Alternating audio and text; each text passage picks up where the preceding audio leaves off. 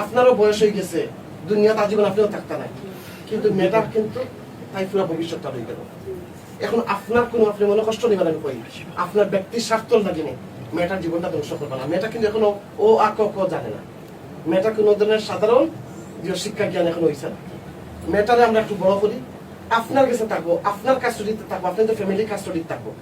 তবে মেয়েটারে যদি আমরা বোর্ডিং স্কুলে দিলাই, আমি আপনার দোকান দিয়ে দিব, আপনার দোকানও মালটাল কিনে দিব, আপনার যে বাসা আছে তোর প্রয়োজন আমি বাসা মেরামত করে দিব, আপনার আমি যতটুকু আপনার যত লাগে যে সহযোগিতা লাগে আমি করে দিব। কিন্তু মেয়েটা যদি আপনারা আমার যে কথাটা নয় বোর্ডিং স্কুলে দিলাই, তাহলে মেয়েটা বোর্ডিংও থাকলো, মেয়েটা লেখাপড়া করলো, মেয়েটা বড় হওয়ার পরে দেখবেন অনেক সময় যে স্কলারশিপ নিয়ে লন্ডন যেতে পারে, অন্যান্য দেশে যেতে পারে, মেয়েটার একটা ফিউচার হইল। কিন্তু মেয়েটার আমরা সহযোগিতা করি। এখন আপনার লাভ হইব কিতা মেয়েদের কাছে থাকে, আপনি বড় করছেন মানলাম, আপনার লাভ হইব কিতা জানেননি, আপনি কি মনে করেন যে আমরা যারা আছেন সাংবাদিক বৃন্দ আছেন, ইউটিউবার আছেন, বেশ নাই এক মাস বাদে মানুষে বলি যায়। আর এই নিজের মা বাপ মারা যাওয়ার মানুষে 15 দিন লাগে না বলি যায়।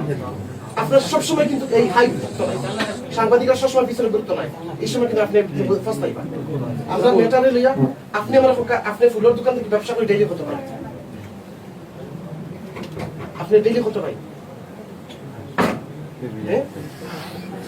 আপনি 500 টাকা পাই না, আপনি 500 টাকা যদি ডেইলি পাই, মাসের লিগে আপনি পাইনা 15,000 টাকা। আমি আপনাদের ব্যবসা করে দিলাম, আপনার নিজের ব্যবসা, মাসে আপনি পাইবা 50,000 টাকা। এগুলো আপনার সব খরচ চলে, এখানে ফায়দার আপনার ব্যবহার করা লাগে না। ফায়দারে আমরা বোর্ডিং স্কুলে দিলাই, ফায়দার লেখাপড়া থেকে দিয়া, ফায়দার খাওয়ার সুপোর লেখাপড়া যা আছে সব কিছু আমরা দায়িত্ব নেই। আমার ওয়াইফ আর আমি, আমার ওয়াইফে প্রচুর খুশি হইয়া আজকে দেখে আমি যে ফায়দার দেখা দিলাম, ফায়দার লাগে স্বর্ণ কিনছই, ফায়দার লাগে কাপড় কিনছই আমার ওয়াইফে। মানে আমরা নাকি যে আমার আর আমার ওয়াইফের মাঝে একটা গুণ হচ্ছে, আমরা প্রচন্ড শিশু পছন্দ করি।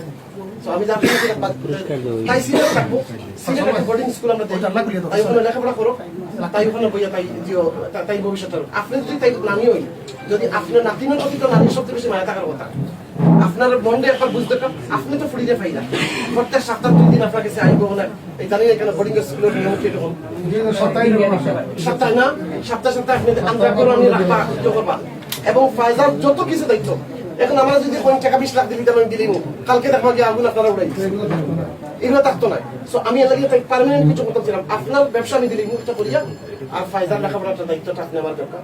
আমি আপনার একটা কথা কই, আপনি সহ্য করতে পারবেন, আপনার সামনে কেউ ফায়দার লোক খারাপ ব্যবহার করো, ফায়দার কোনো ক্ষতি হোক আপনি সহ্য করতে পারবেন। আমি তো ফরর বুয়া, তাই তোমার রক্তর কিচ্ছু না, কিন্তু আমি জানতাম পারতাম না, এখানে যত ভাই আছে কেউ জানতে পারতাম না। আপনি তো মানি, আপনি এখানে বুঝতে পারতেইব। ফায়জার আম্মা যদি দুনিয়ার পাশে থাকতা, আমার বিশ্বাস কইল না যে বাবা ওখান থেকে আপনি যদি এখানে কই, আমি আপনারা কইলাম আপনার যত ধরনের হেল্প লাগে, শুধু কেন আপনার তো দোকান দিব, আপনার এমনি আমি সহযোগিতা করবো। আমার যেহেতু অনেক সাংবাদিক সকলের সামনে কইতে পারতাম না, আপনার যখন যা লাগে আপনি আমার কই আমি দিব। এরপরও আমি ছিলাম যে ফায়জা, আপনি একবার ইমাজিন করেন যে আজ থেকে 10 বছর পরে আপনি ফায়জার দেখবা, তাই লিখে একটা স্কুলের টিচার, আমি দেখবো তাই ডাক্তার হয়ে গেছে, কিংবা তাই একটা ব্যাংক চাকরি করে।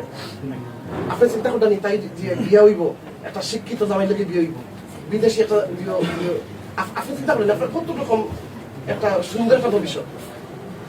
এই সুযোগটা কিন্তু আজকে আপনি যদি আজকে আমার এখানে হই, আমি আমার পুরা ট্রাস্ট টিমগুলোকে বইয়া আমি কিন্তু এই বিষয়টা মাতিয়া এটা সিদ্ধান্ত নিব যে আপনার আমার ওখান আমি আপনার কাছে হাত রিকোয়েস্ট করলাম, আল্লাহ বাঁচতে আপনি মেটাল লাগিয়ে, এই মেটাল লাগিয়ে তাই ভবিষ্যতে লাগিয়ে আপনি এই বস্তাটা আপনি আপনার অনুমতি চাপটা আমি তাই স্কুলে ভর্তি করি।